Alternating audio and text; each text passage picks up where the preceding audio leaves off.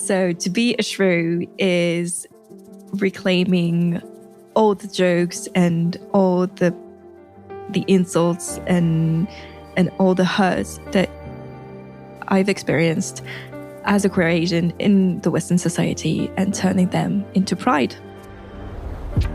Hi Shrews, and welcome to the official debut of the Shrew series, a space where we hope to offer a platform amplifying the voices of untamed women. Those that are reclaiming space, power, and autonomy over their voices. First off though, before we get going, I simply wanted to say what a process this has been, and it has genuinely been a project which has filled my cup in the last year. From the announcement of the series to the submission call out, reading all the wonderful pieces that were sent across, and wishing through this indie project we had the capacity to have them all performed for you. To then issuing the casting call, hearing all the amazing voices and the interest to being a part of this, to speaking to incredible organisations, making new connections and feeling an absolute and complete awe for the women and non-binary artists and creatives involved. So here we are in the very first in what we hope to be many series to come as we look to you to connect with the series and share your thoughts, your love for the artists involved, and the support for the independent creatives that have helped create this for you. Okay, so what to expect? Well, in each episode, we will bring you a short and powerful performance and a conversation with the writer who put it to paper. Today's piece invites us into the themes of womanhood in the space of identity, sexuality, cultural fetishism, and gendered prejudice. So let's delve into Act 1. And to start us off is a brilliant writer called Mille. Mille is a theatre maker, a published poet, and an international queer drag artist. Their work explores themes such as gender fluidity, racial identity, community love, and the way rage and tenderness can intertwine. They co-direct the theatre dance company 88 Meters a Second based in Paris and are a part of the Collectif Transtextual, a trans-masc writing collective based in Lyon. They have performed in drag in Paris, Lyon and Marseille after Prides and in various shows across France, the UK and Germany. Their poetry has been published in several French magazines and is translated in English by Astrid Vallée. They are currently developing 2 plays, one in France, diving into what happens backstage at a drag show, and one in the UK, a performance piece about communism, daddy issues, and queer relationships called Le Grand Soir. That premiered in the Lambeth Fringe on October 5th, 2025. So please welcome our very first writer in the series, Mille, who we jumped online and spoke to, chatted about not only this piece, but their writing journey till now. All right, so Mille, I want to ask the first question with you. Fire away. Has writing felt like a place where your identities could coexist more easily? I'm going to go straight in with that one. More freely than in life? Yes. More freely than on stage? Unsure. But there's definitely like freedom in writing in the sense that it can be just for me. And then I decide whether I share it and with whom, at least at first. And then there's like the whole publication thing. And even still, there's like choice in where you send your writing. So yeah, I think I've started writing like at a very young age, and I started journaling first, just to have somewhere to put all my thoughts and all my very intense teenage emotions, but also all of my questions surrounding my identities and all of that very cliche but true queer journaling, being like, am I attracted to that person? Am I not? That is not a man. That is not what I'm supposed to do. But I was very lucky having queer friends in high school, so quite young, and we explored together and we understood a lot of things together. And it took also some time for me to like come to terms with like with me being biracial, and I think yes, writing helped a lot in that. And somehow performing too, but I'm also I'm almost always performing the things that I've actually written. And I almost exclusively write with like the spoken words in mind, or at least like, oh, this is how it's going to sound when it's said out loud. And so, yeah, I think writing was the first thing that I ever did like creatively. It was the first outlet of expression where I was like, I can do things. It feels right. It feels joyful. It feels free. And all of it makes sense. And I can explore all of it, all of the identities, all of the queerness, all of the like being from two different cultures and experiencing racism, but also experiencing privilege. And then I got to performing and realized I could just combine everything, the writing, the dancing, the drag thing. And I guess this is where the true freedom is. But I guess like writing is my first love, and also like the thing where I come back to all the time. How I was gonna ask then. I think you kind of just said that you've obviously written since a young age. So a couple of interlinked, kind of one question upon another. So when did you first start writing? How did it come about? And then are there things that you feel that you can express in writing that are harder to say out loud? Oh, I think I started writing when I was like, I don't know, 6 or 7. I feel like when you've been through a lot of like very complicated life things, you build around that shell and it's harder to crack. And even though I love being vulnerable, sometimes it gets harder and harder, which is crazy because we do all this therapy and then what is vol? But yeah, so definitely the things that are easier for me to write about than to say out loud are the intimacy related things, the expression of affection, expression of love, and I guess it's so much easier to talk to family through writing than to actually sit down and talk to them. And so yeah, I think like the very deep and emotional stuff is easier for me. I think it also depends of like the language.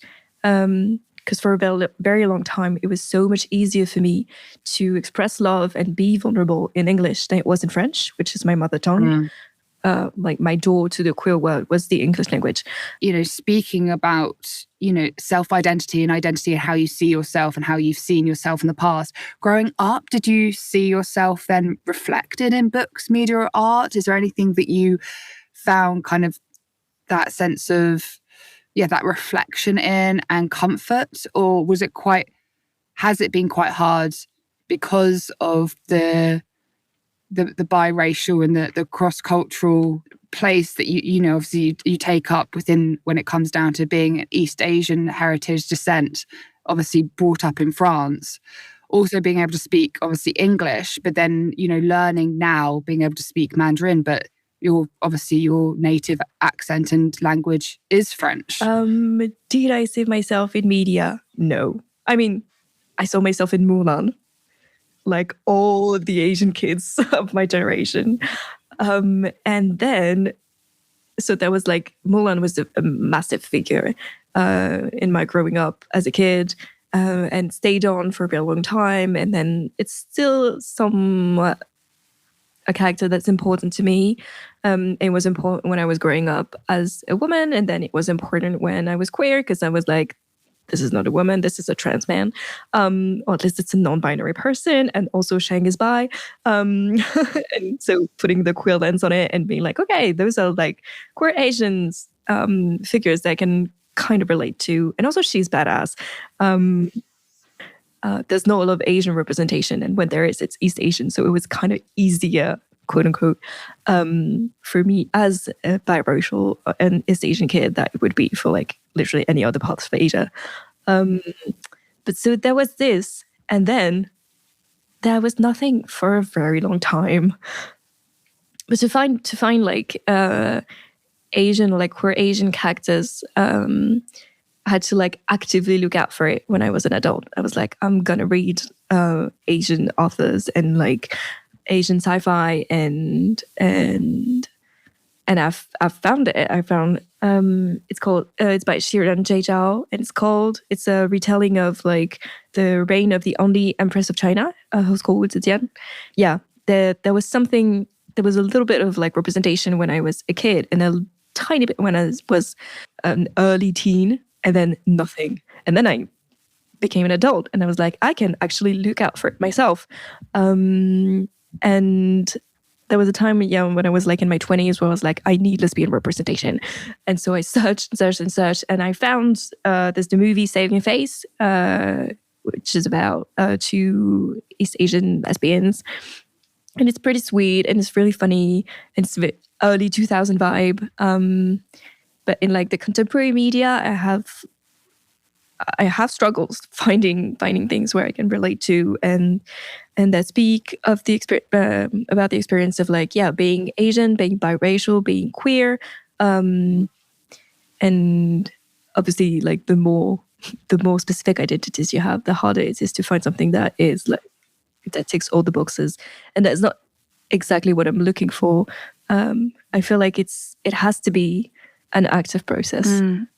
So Mille, I would love to land this on then just for people to get to know more of your work and how to connect with you. So is there anything coming up in the next year that you'd like to mention? Is there any ways that people could connect with you through your work, through social media, Instagram handles or anything like that?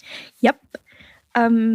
So more in the spring, I have a poetry book coming out, actually. My very first book, which is crazy. It's so unreal as a feeling. Amazing. So that book is coming out in the spring in French, but hopefully in an English translation pretty soon. So this is coming out, and then I am happy to be a part of the Soho Theatre Writers Lab cohort of 25-26, and I am currently writing a musical, a queer Asian, how surprising, musical that I hope to develop there, and hopefully we'll have by July a full first draft that is ready for some readings and feedback and dramaturgy and all of that happy process. And my Instagram handle is Millepertuis in French, because it's a yellow flower.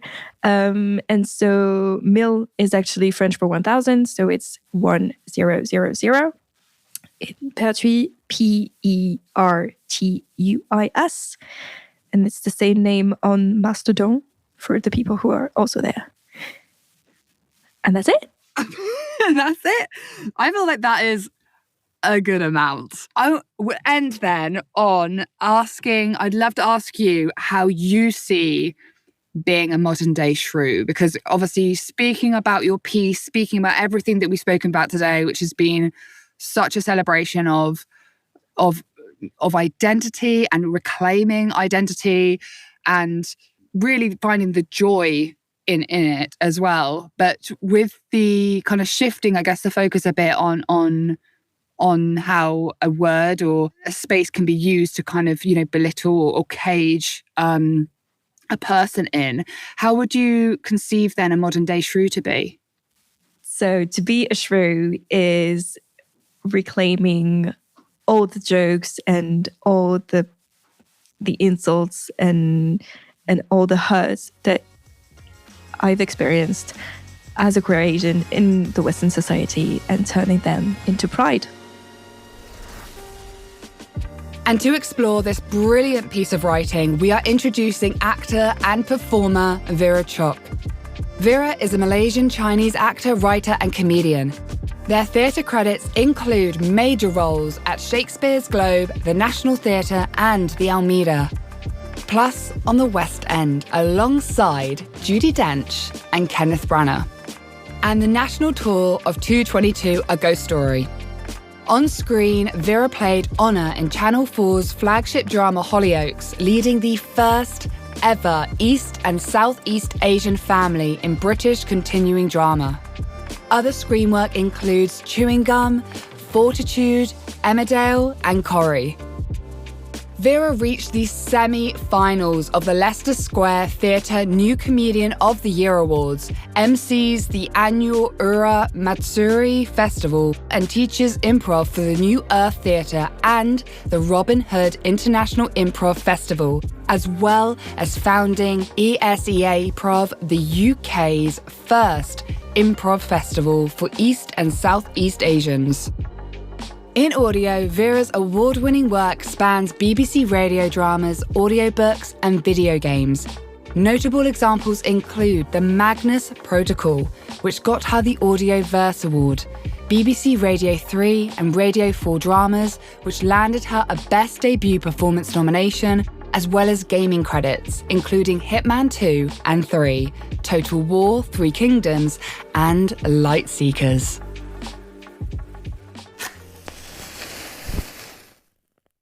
East Asian girlhood in the Western world is being labelled just Asian, meaning docile, meaning fuckable, is being given at 13 the choice between Sailor Fuku and Shibari rape fantasies, while neither of you nor them can blurt an actual sentence in Japanese, is battling through knee-high socks, cut-up fruit plates as excuses, and Quentin Tarantino's cinema, is balancing which clichés you'll endorse and which ones in public, is a track record of academic excellence and grooming, is a track record of dating fetishists.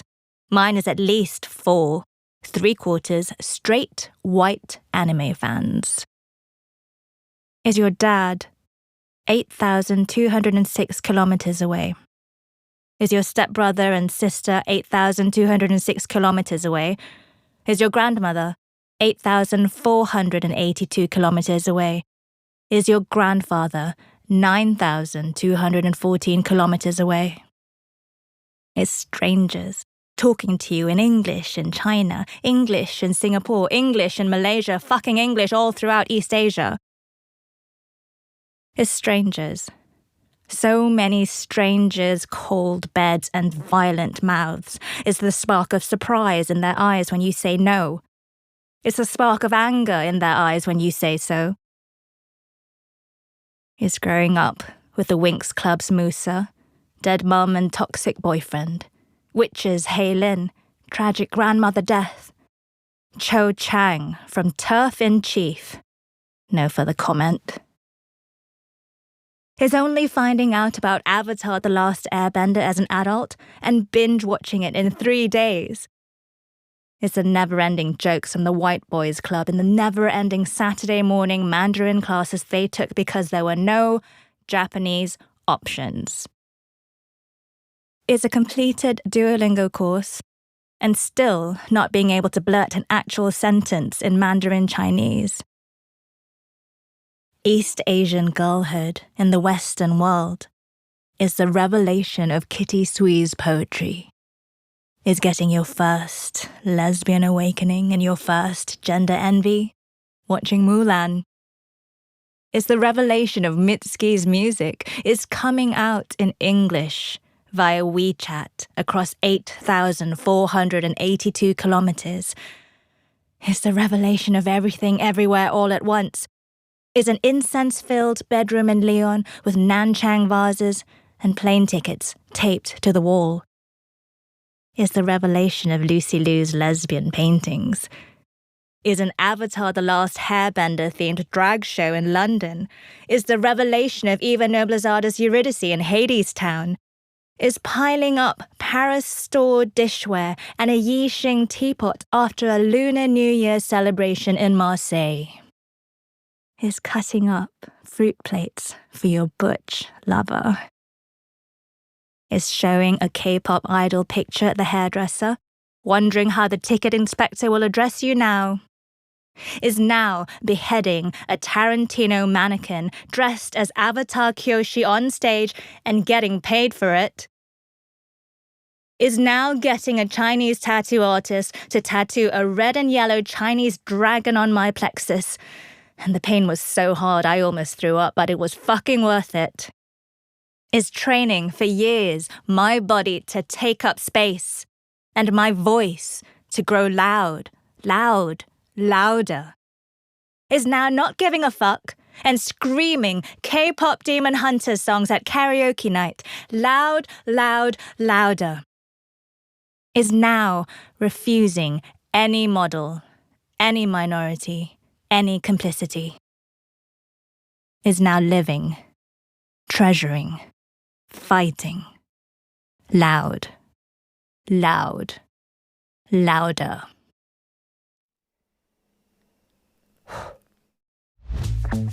Looking for a light bulb moment? So are we.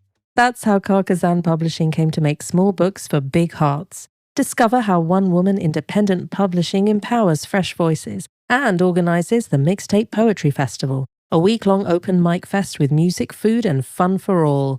Find our latest titles on www.carcazan.com and stay tuned for our new authors, ready to turn those pages into your new friend. We could be looking for you.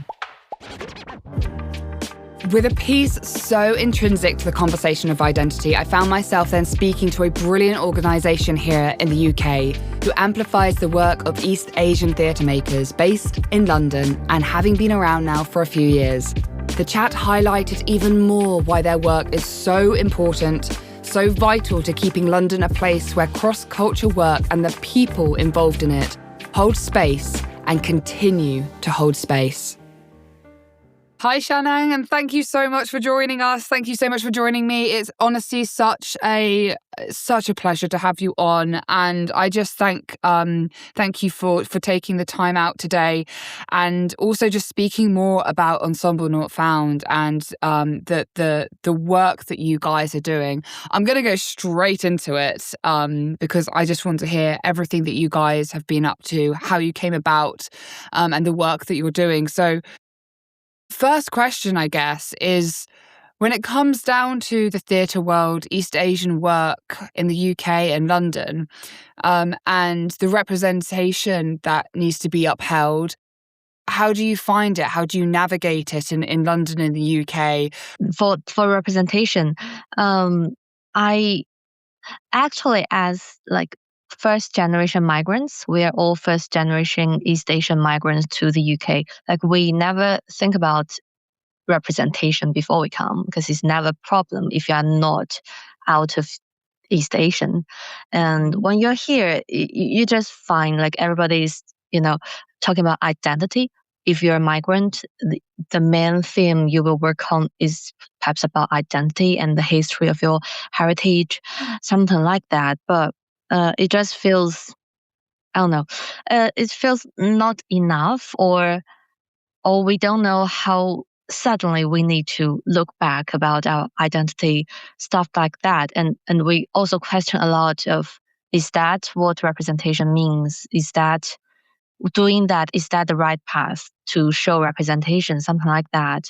And the more you get to know about it, the more you reflect on it and work on it. I think now it's more like not only to be seen, as you say, it's not only visibility, but also who is to be seen and who tells the story of whom, and how to tell the story. I think they're all very important. Like also the process of making a work, of the aesthetics, the values carried in the work, and in the process of making a work, I think they're all parts of representation. It's because visibility or to be seen, let's say, is all based on visual, and the visual is the is the easiest thing for you to identify this person from Asia, that person from Africa, things like that. But what else? Like we all know what we can see, but what else beyond what is visible? The invisible thing, the rhythms, the tone, let's say the humor, the way they share stories, the way they interact with people, the way they show care and love. I think there are a lot of things we can look into, which what I reckon as representation. I think we just need more of that.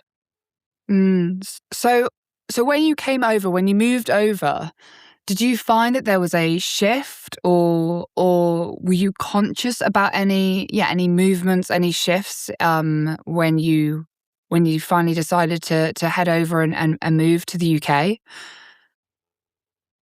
There was a shift. I think there was a shift in time for me to gradually realize that. Yeah. I don't know. Yeah. I think perhaps because we are like first generation migrants, like we grew up outside, not in the UK, we grew up in our home country or anywhere else, and then we came here. But for people, for example, second, third generation Asian um, British who grew up here, they might see the problem differently. They might have that struggle inside of them all the time when they grew up. It would, I mean, it would be really lovely to know then, I guess. Is there a moment that you can reflect on, that you remember, whether it's, some of your own work or work that you've seen, but you've seen an audience perspective maybe change, or their awareness has expanded through the theatre work, with either Ensemble Not Found or another company with similar ethoses and a similar kind of representative in the form of.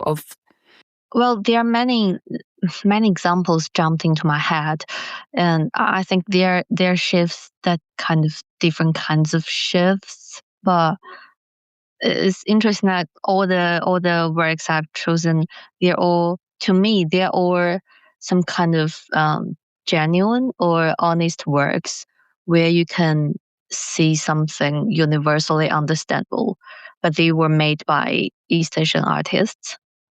Uh, then maybe I assume that, like, I never talk to other audience about that, but I kind of assume when they entering the theater, they might want to, I don't know, they might have some kind of expectation of seeing something related to culture identity, something more about that. But it turns out the story is more focused on, for example, personal story, or yeah, I think they're more like personal story, but because they're they're made by East Asian creatives, you can't avoid, elements of what's your favorite homemade food, some memory from your mom, things like that, and the language they might use, the aesthetics they might use. So, like, it's not that straightforwardly related to East Asian theme, East Asian identity theme, but is authentic East Asian work. That's what I would say. And that work itself is good enough or is honest enough for everybody to understand. And I think for the audience till the end of that work, they might be very touched. They might cry. They might laugh. At that time, I don't think the identity is that visible to them. I think they might just focus on what is valuable happening here rather than, oh, I see this is a work from an, other culture, blah blah blah, something like that, which I reckon is what I find a nice perspective shift. I think is to forget about that, how to say that, prejudgment or preperception when you're entering the theater, but only what stayed with you when you are exit the theater, that kind of shit. And I personally influenced a lot by Japanese works and animations. So you might find the rhythm in my work are more like manga or anime, that kind of style. But that wouldn't tell in theater, like on stage. But this is something I would naturally bring in my work, is because that's how I'm influenced when I'm creating some stuff. And I might not be very conscious about that, but that just exists. I would love to give people the opportunity to obviously know how to find you guys and find Ensemble Not Found. So where can people find you, or on Instagram or just social media in general?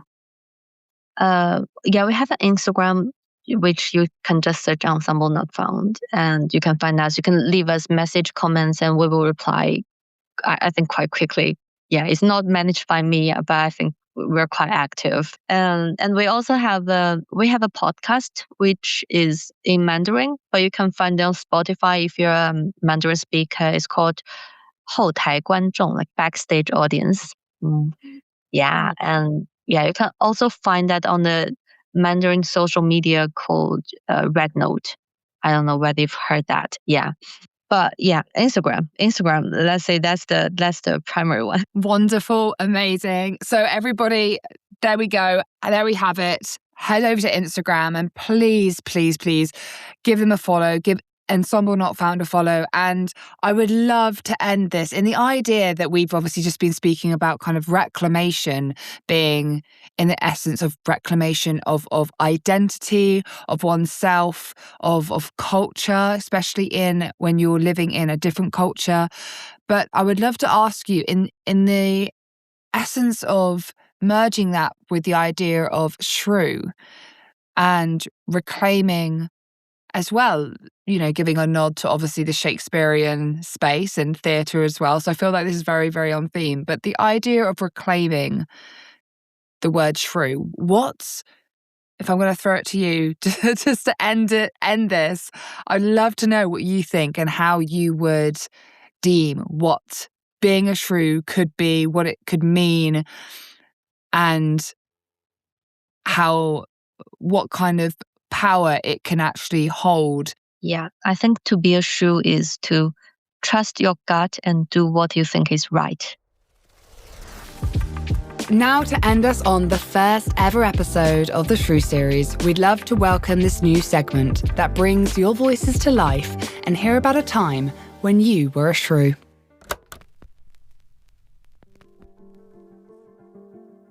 I was a shrew when a man once told me a woman could not play the lead role in a Predator movie because she would not be believably strong enough. And I responded by wrestling him to the ground. I was a shrew when a middle-aged white man told me I was getting too big for my boots when I was saying how well my team had done being successful on previous projects. I said to him, "I'm not boasting, it's just a fact." I was a shrew when I went to the swimming pool and I didn't do any prior manicuring of my bikini line. And it felt great and no one cared. I was a shrew when eventually I decided to leave a relationship after my ex, at a big birthday surrounded by my friends, decided to yell at me about having children. And one of the lasting comments was, why would I not have kids for him? Would I not have children for him? And my response to that was, no woman should have children for somebody else. It's her choice. And soon after, there was an inevitable breakup, but that was when I was a shrew. I was a shrew when I advocated for my physical health after years of being dismissed by doctors. I was a shrew when, at age 14, carrying home cakes that I had to make in home ec class, I made the decision that was not going to be my life. Nothing against cakes, but I certainly wasn't going to be baking for anyone or marrying them. Until the next act in the story. But we'd love to end on this one to thank absolutely everyone once more who has spent the time and the energy around this episode, and to you for listening and supporting. And if you want to continue to support, share, and maybe even collaborate, then please do head over to our Instagram page, The Shrew Series, or jump onto Substack, led by Together We Are Uninhibited, for all updates, news, and full interviews of today's episode. But for now, keep holding space, reclaiming what it means to be a shrew, and amplifying each other's voices in any way you can. Bye for now, shrews. And the boring bits we need to just add here. For the legal stuff, please note that no work performed in this series is automatically consented for external and third-party performance use. The IP remains solely to the writer and/or creative of the performed pieces, and any interest in usage needs to be agreed with said writer and/or creative to refrain from any breach of copyright. And bye for now, until the next scene in the story.